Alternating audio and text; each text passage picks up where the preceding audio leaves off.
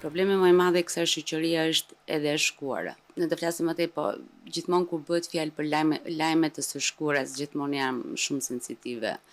Edhe nuk më kalon pa pasur një vëmendje. Në dianin time, i vetmi që ka kërkuar falje publike për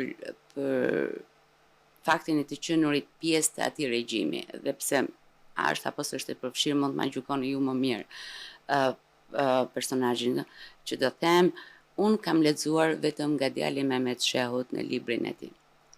Mos gaboj, është Vjeshta e Ankthit, më kujto për emrin. Asgjë nuk kam lexuar Bashkim Shehut në librin e tij.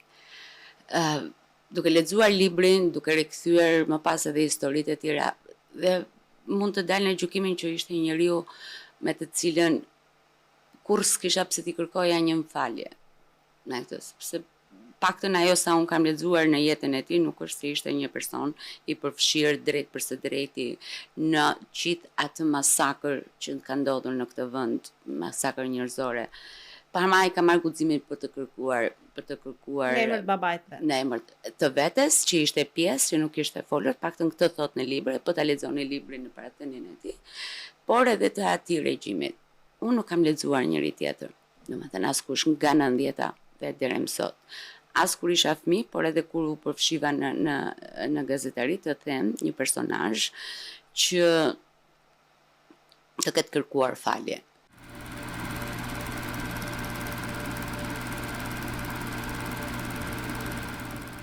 Ka rastisur të intervistoj personazhe që kanë qenë drejt për së drejti të përfshirë në regjimin, ndër drejtuesit kryesor të regjimit komunist, personazheve që kanë qenë drejt për së drejti të përfshirë në regjimin komunist, dhe ndoshta kanë urdhëruar për ekzekutimin dhe pasojat e të gjithë çka ndjeku familjen, dhe nuk kam parë një fije pendese.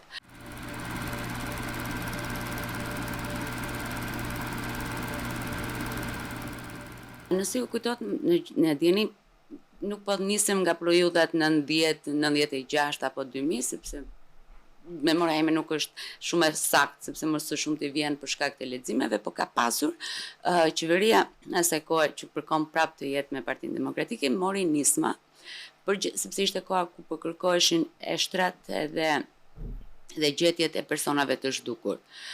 Asaj kohe më kujtoj që ka pasur problematika të mëdha ligjore. Shteti shqiptar, pak rëndësi ka kush ishte, nuk u kujdes të jepte një fond të caktuar për të bërë analizat e ADN-s, sepse ne dim shumë mirë, shumica e personave kanë pasur varre të përbashkëta. Dhe më duket se ka qenë era e fundit që e kam kontrolluar këtu 2 vjet të shkuara, por kjo që do them më pas duhet kontrolluar. Unë di që vazhdojnë të jenë në Institutin e Mjekësisë Ligjore, vazhdojnë të jenë akoma eshtrat, të cilat nuk bëhen dot identifikimi dhe askush nuk e di. Që një nisëm asaj kohe, u diskutua dhe për të marrë, u hartuan paketat ligjore, sepse ka një proces ligjor, dhe di që ky projekt, nëse do ta quajmë, nuk vazhdoi më tej për shkak të parave.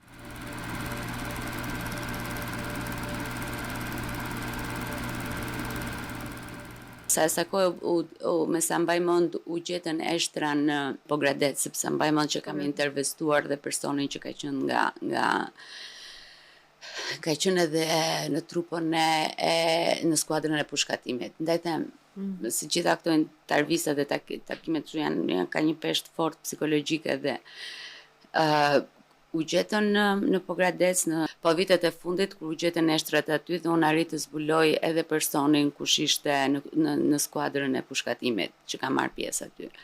Dhe tek ai nuk kam vënë re një pendes, domethënë nuk arrit ta kuptoj që e gjithë kjo kategoria e konsideronin veten e tyre një punë që kanë kryer, dhe askush nuk bën edhe sot e kësaj dite këtë punë sakt, sa vërtet e kanë kryer atë punën që lejoj, apo sa kanë qenë pjesë që janë kthyer në vrasës.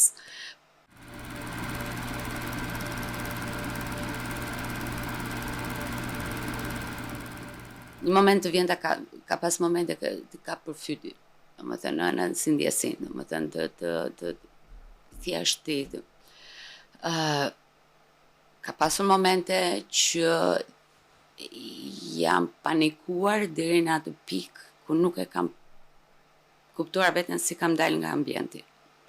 Pra, personat më janë dukur të thuash vrasës së shpaksëm, nuk i krahasoj as me vrasës ta njerëzve, sepse realisht në këtë eksperiencën e gjatë më ka ndodhur që kam bërë intervista dhe me autor që vrasin, atë që ne i quajmë kriminal. Jo, janë më shumë ta, nuk, domethënë, ti thjesht ke frikë. Unë nuk e di pse më vjen kjo ndjesia e frikës, por realisht më ka ndodhur që përballë këtyre njerëzve nga një moment ambienti të caktuar që kam shkuar për të bërë intervistë, e kam gjetur vetëm pa e kuptuar jashtë tyre. Pra, prej frikës. Realisht prej frikës. Edhe nuk arrita, unë nuk kam një përgjigje si ka ndodhur. Pra, në momenti parë është ky reagimi që i them vetes, po vazhdo intervistën sepse ti je këtu për të punuar, për të treguar këtë dëshminë, për të treguar këtë çka ka ndodhur. Pastaj ka ndodhur edhe momente që thash si rasti në Pogradec, si rasti i prokurorëve, apo dhe rastin e Menaxhmi Hoxhën.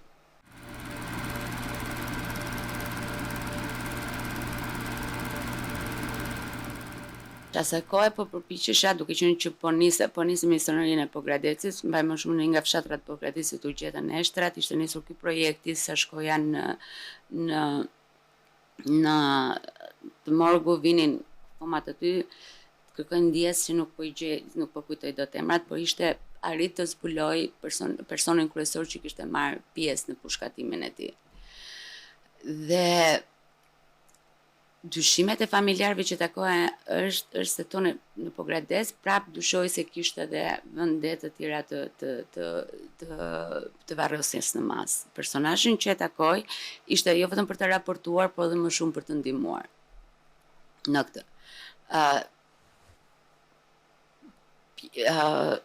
Personazhet ju tha që nëse do jepte këtë intervistën, nuk do përmendej emrin.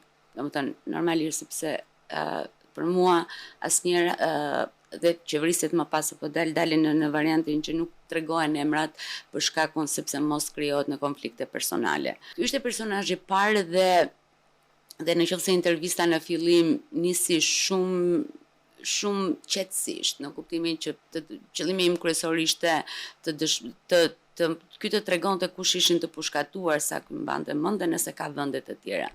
Por pikërisht kur ti i bën pyetjen, ai e penduar, këtu të transformohen personat në këtë pjesën. Nuk është më ai njeriu që me cilën i qet, që të tregon apo bëhet bashkëpunëtor apo bashkërrëfyes për disa krime që kanë ndodhur dhe të kërkon të vë paktën ndërgjegje në qetësi duke dëshmuar.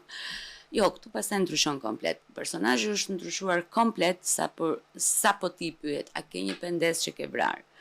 Në sa procese? Dhe ky është sistemi.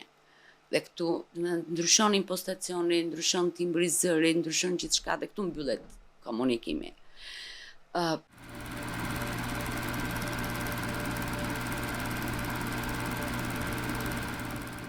Po të njëjtën gjë më ka rastisur dhe me prokuror. Që sigurisht intervistat që po themi të paktën, nuk ke intervista këtu, duhet të ketë, jemi diku në vitet 2013-2015, të themi. Po të njëjtën gjë dhe me prokurorët. Dhe pse unë as kam guxuar t'i them që vi nga dhe ti e more vesh rastisht, vi nga një familje me cilën kam vuajtur këto pasoja. Por ishte kjo mënyra të folurit për të diktuar histori. Ti do shkruash kështu. Dhe në momentin, pra, kështu ka qenë. Dhe në momentin kur ti reagon këtu, absolutisht pastaj ndodh dhe kundërta, ndodh kjo që ti e gjen veten, edhe frikë për të reaguar në këtë momente.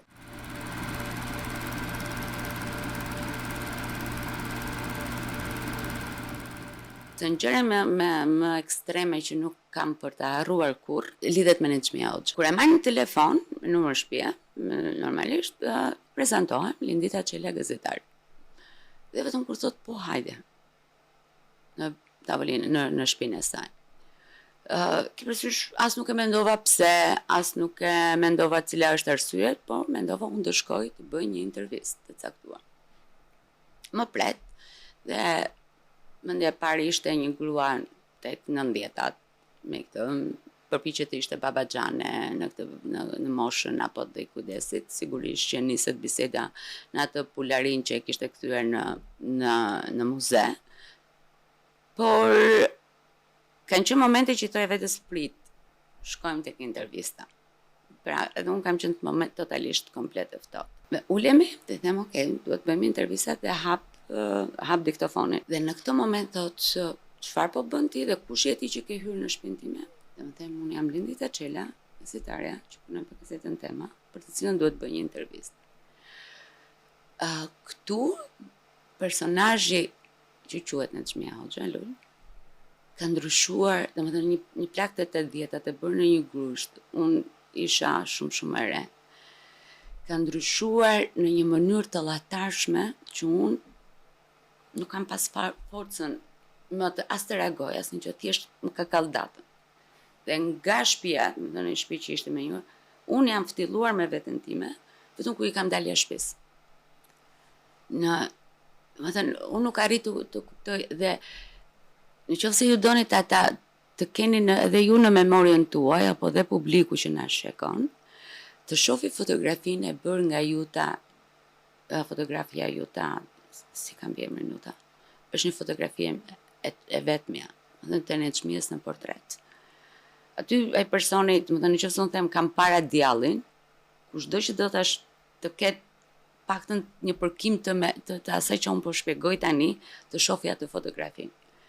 Ti nuk ke forcë, nuk e di, domethënë është një ndjesi frike, paniku, dhe mendoj pak si një grua 90 vjet në moshë, shumë e vogël ty, vajzë e re. Më ka kapur për krahu dhe më ka nxjerrë jashtë, unë nuk e di forcën dhe. Kështu që asaj intervistë nuk u bër dhe as nuk e kam pyetur, por në të gjitha rastet që unë jam qasur këtyre historive, ku kemi të bëjmë me këtë lloj personazhe, ka një ligësi e cila vazhdon të marrë sot, kam prap forcë, kam prap pushtet, që të bëjnë ty të pa zonjën, domethënë, të pa mundur.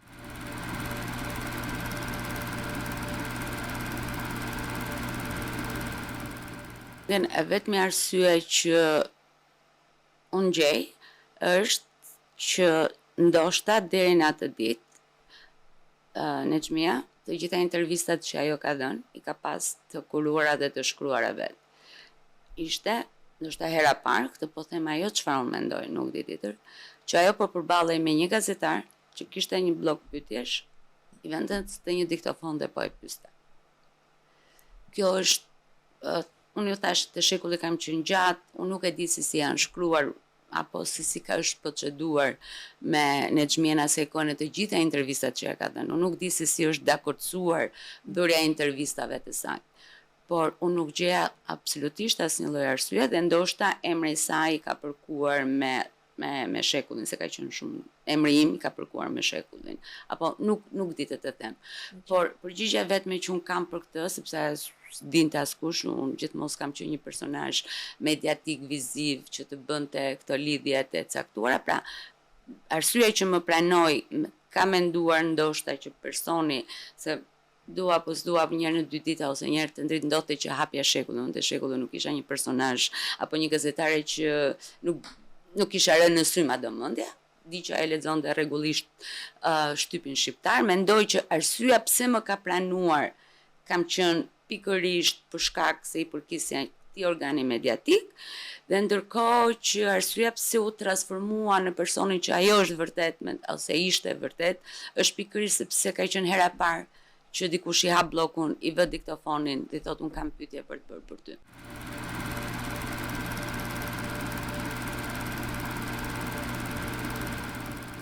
A ishte kjo përqindja? Ne themi përqindje me statistika sa kanë qenë njerëz të dënuar dhe sa kanë qenë njerëz të vrarë, por ne nuk dim sot eksaktësisht sa kanë qenë njerëz të inkriminuar. Po flas me inkriminimin që ku kanë ngritur që me një fjalë goje kanë rënuar jetët e tjerëve. Sa kam lexuar, mund të them mbi 70% e shoqërisë. Të pakt kanë qenë ata, dhe ata që refuzuan të ishin pjesë. Dhe kur ti për 40 vjet, për 50 vjet, ke një shoqëri të inkriminuar, që në të gjitha fushat e jetës kanë kontribuar për rënimin e jetës tjetër. A mendon se fillimisht dhe unë si ty mendoja, që po ka një marrëveshje, vjen në krye merr përsipër drejtimin e opozitës një person që ishte shumë afër, kam bërë vjetra histori dhe për Berishën apo doktorin, mënyrën se si ai ishte afër familjes së diktatorit.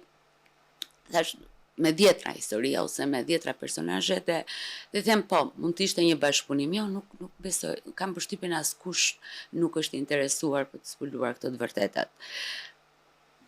Familjet të cilët kanë qenë prekur dhe nuk kanë lyer duart me gjak, kanë hikur. Njerëzit që kanë mbetur këtu, ata që vërtet kanë qenë viktimat. Kjo ka qenë dhe arsye që unë asnjëherë nuk kam treguar, sepse çfarë kam parë? Kam parë një hipokrizi. Kam parë që ku kanë vazhduar në shkollë. Kam parë njerëz që kishin marrë letra për të qenë të përndjekur politik, ku pak po të gërmojë më tej ishin nga ana tjetër e historisë. Kam parë njerëz që u ngjitën në pushtet vetëm që merrnin nga, se po kujtojmë institutit të përndjekurve politik, u kthye vetëm thjesht në certifikim dokumentash.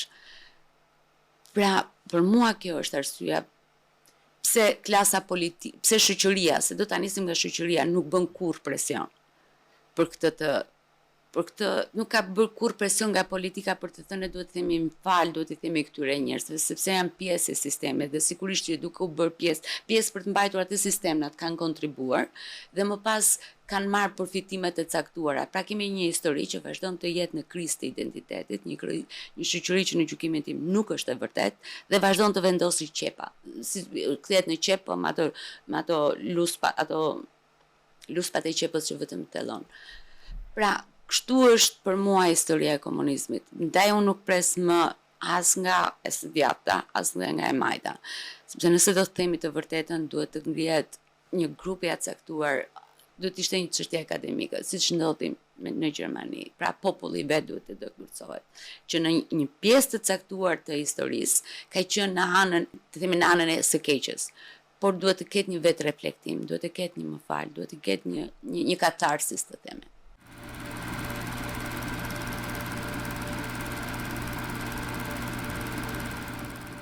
Unë isha 20 ditëshe, nga as një fëmijë 20 ditë, as nuk di asgjë, as nuk. Edhe normalisht nuk e kam ditur këtë, nuk kam njohur babin tim deri 10 vjeçë, në këtë si familje vogël. I matë është arrestuar në 77-ën, dhe ne bia në fillim të majit të 77-ën. Ka qenë një darkë thjesht familjare në shtëpi, ku përveç njerëzve të shtëpisë ka qenë komshit dhe 2 shokë të tjerë të intimatit, pra më shumë për të ardhur. Për kohën që lindet ti, për festën që lindet ti? Nuk e di, po kanë qenë, domethënë këtë nuk e kam pyetur sepse s'ma do mendja që ishte këtë në asaj kohe të ketë këtë lloj traditash të mëdha, por që di që dhe më vonë unë jam arritur që në çdo orë të ditë darkës mund të na vinin në shtëpi, për shkakun sepse ne jetonim në Tiranë, kishim dhe farefisin që jetonte në qytet nga Elbasanit, por që mundon të vinte në Tiranë për një arsye të caktuar shëndetësore dhe e kalonin natën tek ne. Pra, kjo ishte tradita e familjes. Dhe është diskutuar e saj kohe çështja e mat punonte, ka qenë oficer në ushtri, mami nuk punonte në atë kohë, kujdesi për familjen në këtë pjesën e kohës, edhe unë sapo kisha lindur. Dhe është diskutuar thjesht çështja politike mes Kinës, Rusisë, debati dhe i mat diku aty ka thënë, po mirë se mirë ishim me Kinën, pse duhet të prishemi. Kjo më pas, vllai i madh kanë qenë një vlla në shkollë, vllai i madh pas kohë ka qenë ushtar, unë dhe motrat, unë fëmia më e vogël. Kjo është bërë shkak për tu denoncuar, dhe personi që ka denoncuar është Gjitoni, banori i zonës, por që kishte një pozicion të caktuar. I mat është arrestuar.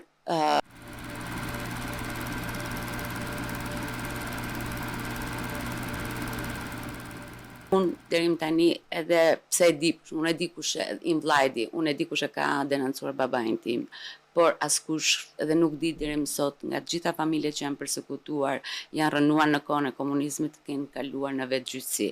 Jo, janë të gjithë që kërkojnë funksionimin e shtetit, duan vendosjen e drejtësisë. Duan ta nisim me më fal të paktën, një pendes publike dhe më pas me vendosjen e shtetit ligjor që do të thotë shpalljen e këtyre personave fajtor dhe dënimin për veprat e tyre.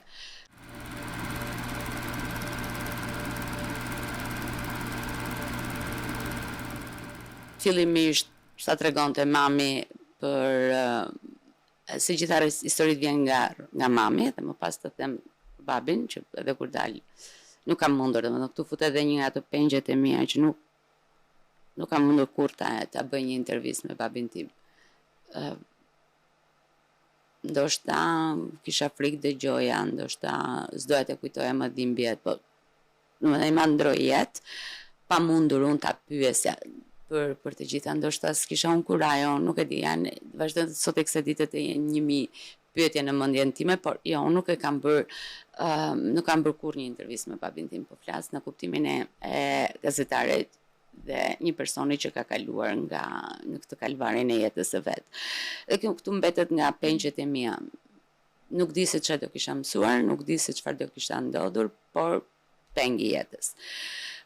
Fillimisht është sipas mamet kanë arrestuar. Di që mami thotë që kanë shkatruar gjithçka në shtëpi dhe është mbajtur në Tiranë sa i përket e burgu, ajo që themi ne burgu tani, dhe më pas ka kaluar brenda një periudhe, një 6 mujore procesi dhe akuza është për agitacion e propagandë, të cilët me 10 vjet heqje lirie. Ajo që kujtoj unë është që, domethënë duke qenë më e vogla në shtëpi, unë këto vite mami i madh pastaj ka kryer disa muaj, në vitet e para ka qenë në Spaç dhe pastaj pjesën tjetër të dënimit e ka kryer në Burrel.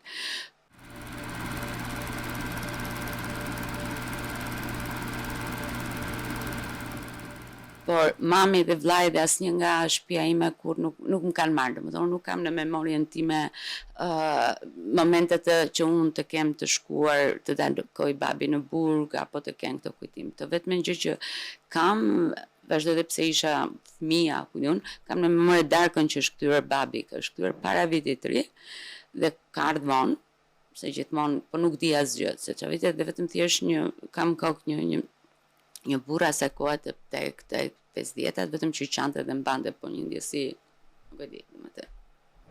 Këtë kam shumë të fiksuar.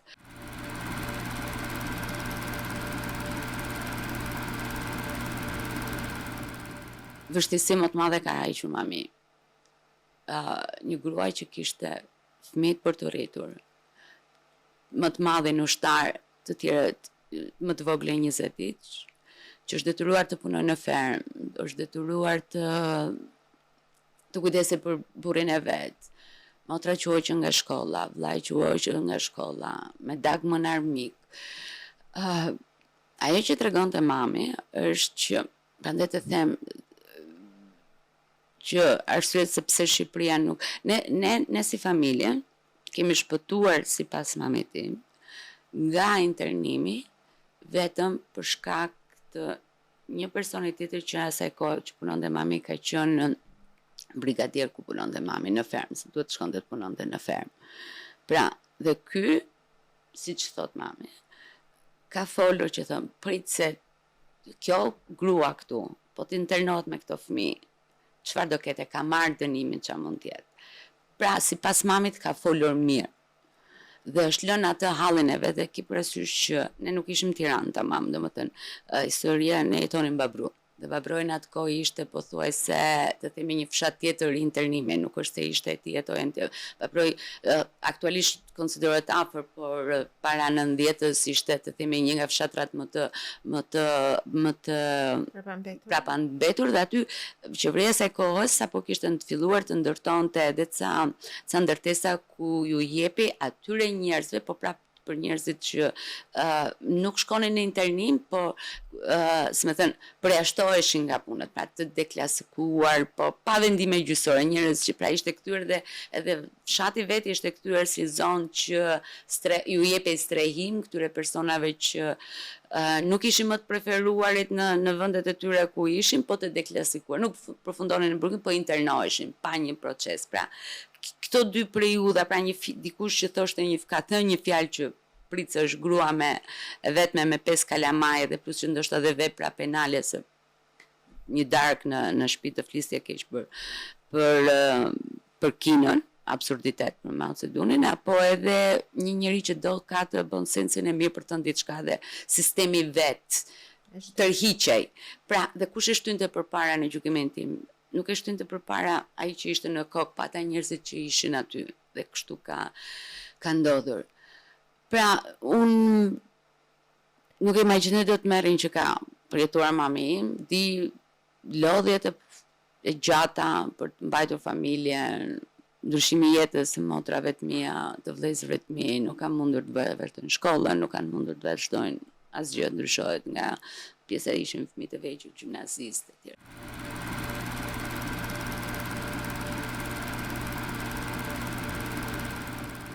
Para ka nisur që në shtëpi, mos fal.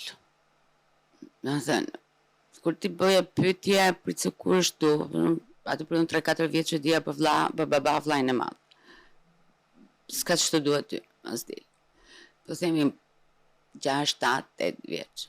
Pyetje për babaj. Po, do të thënë kuptimin edhe di që sepse vllajt madh, Ramazan quhet vllai madh, gjithë i thanë Xoni, dhe unë normalisht e dija që është babi, pastaj ti mëson që s'është babi. Pastaj ti kur bën pyetje mos fol.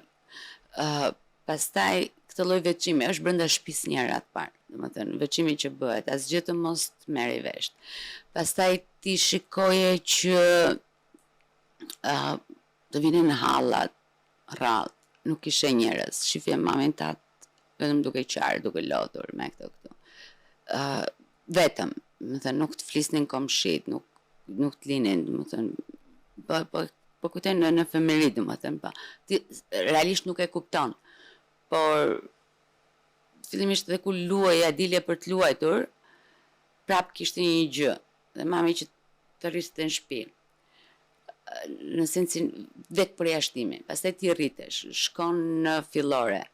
Në fillore për shembull pastaj ti s'arrit ta kuptosh që sado që mëson emri jot nuk vendoset tek tabelat si ishin tabelat e dalluar, e nderuar, me këtu. Apo dëgjoj gjithmonë se gjunaf. Ose nuk s'kam qenë as si fëmijë të pa ushqyer etj, por kishte gjithmonë ajo sa gjunaf që ndodh, e të shiqëronte në këtë pjesën këtu. Pastaj ti je shef në shkollë, domethënë të linë gjithmonë bankën e fundit. Nuk e di pse. Domethënë gjithmonë shkoja në bankë të fundit aty.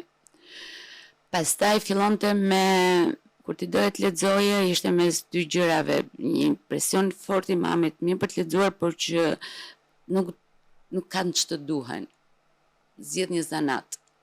Domethënë, është më mirë sepse flasim në vitet 80, në 77, 80 ose 85, deri kur vdiq, në veri. Nuk është se ditë. Pra, me një zanat që të hash bukë, një zanat që të duhet, po jo shkolla, sepse shkolla nuk bën për ne. Pra, nuk po them që ka qenë një moment, nuk mbaj mend një moment. Ka qenë gradualisht, ka ardhur gjithmonë, po. Ka qenë gjithmonë pra ti mos flit, mos ke njëri, mos dil e përjashtuar, këtë kam unë në memorie, domethënë. Atë presionin e mamit që, jo presionin, po frikën e mamit, çfarë the sot, edhe të mbanin, domethënë, si një gjë ti ishe kështu si ishe në shtëpi, po dhe nuk ishe në shtëpi.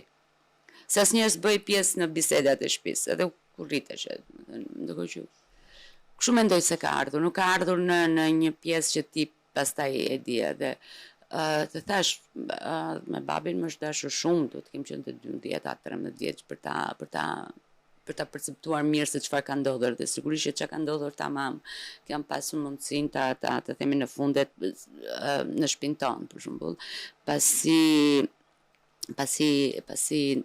ndodhen ambasadat, atëherë është folur hapur dhe atëherë është treguar gjithçka.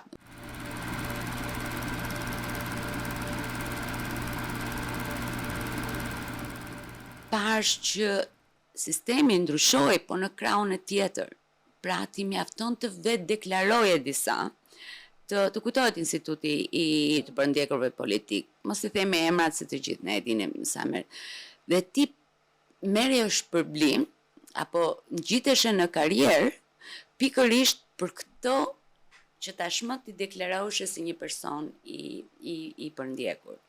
Pra u kthye në një maskarat ku përfituan po kaq njerëz, po kaq maskarenj. Edhe ishte me vetë deklarim kjo. Dhe ishte me vetë deklarim, po kaq maskarenj, ndoshta jo vrastar, se zgjej emër tjetër për ata familjet me të cilën. Jo aq vrastar, sa ajo kategori njerëzish të cilët shkatruan jetën e njerëzve të tjerë, por u bën po kaq maskarenj dhe ti kishe në krye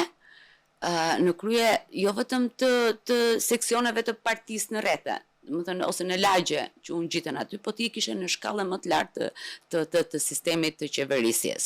Kishe prokuror, drejtor, dhe ishte në këto vite të themi, kur ne u rritëm, të themi, 99-2000, ishte si e modës dhe ti mjafton të deklarosh edhe kishe privilegjet. Ndërkohë mua më dukej, sikur po të deklaroja, sikur do merja, sepse nga familja unë realisht jam persone më pak që kam vuajtur, për jashtë një institurit vogël, në kuptimin që mjekët refuzonin të ta mjekonin, domethënë dramëve të vete, por mami më çonte në spital dhe mjekët thonin prit se kjo është fëmia e kulakut dhe gati nuk kam kalu në paralizë totale.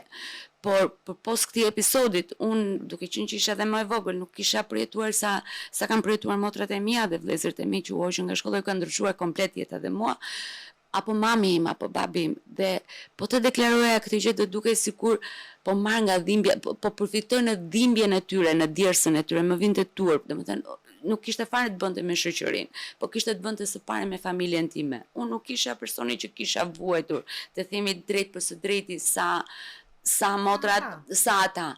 Dhe unë të përfitoja te këto më dukej poshtërsi ndaj familjes sime një herë atë parë. Dhe më pas nuk bëja dot këtë hipokrisi, se do themi i mat, fundit ose rridhja familjes time përfundoi për keq për një fjalë goje. Unë kurrësi nuk mund ta përdor këtë fjalën e gojës për të pasur këto privilegje. Dhe e dyta është tek kush do I kishe këto privilegje, tek ata që unë shpresoja që do vendosnin një lloj drejtësie, se me të majtën është ajo që edhe ti unë nuk shpresoj.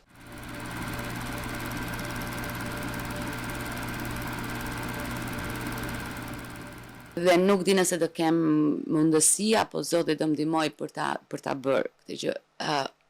Kam grumbulluar tërkohën dokumenta dhe është për të thënë, ndoshta nuk kemi gjë tjetër vetëm të themi atë që dim.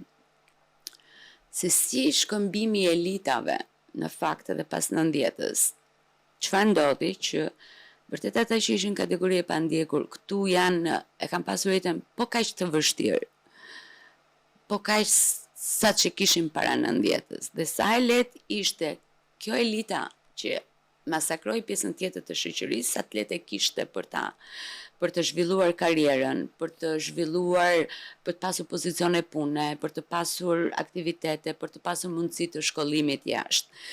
Dhe kjo është ai shkrimi, se them që dhe unë dua të punoj gjithmonë, ndoshta nuk di, më kanë kaluar 35 vjet, po faktet janë aty, vendet, emramimet janë aty, pozicionet aty. Dhe pa fat të keq unë vazhdoj që Shqipëria akoma jo vetëm që nuk pat një lloj shkëmbimi ose ndryshimi të sistemit, por pat vetëm ndryshime emërtimesh në ligje apo në ndryshim nga Republika Popullore Socialiste e Shqipërisë në Republikën e Shqipërisë, dhe njerëzit që vazhduan ta drejtojnë ishin po ata dhe vazhdojnë të po të jenë ata. Kështu që në këtë aspekt e shoh këtë kategorinë e cila ka vuajtur, qoftë edhe për një fjalë goje, apo qoftë edhe për faktin sepse besonin në demokraci. Frika ime është që e kanë betejën ende të humbur, sepse pjesa tjetër e shoqërisë nuk do të lajë hesapet me të shkuarën.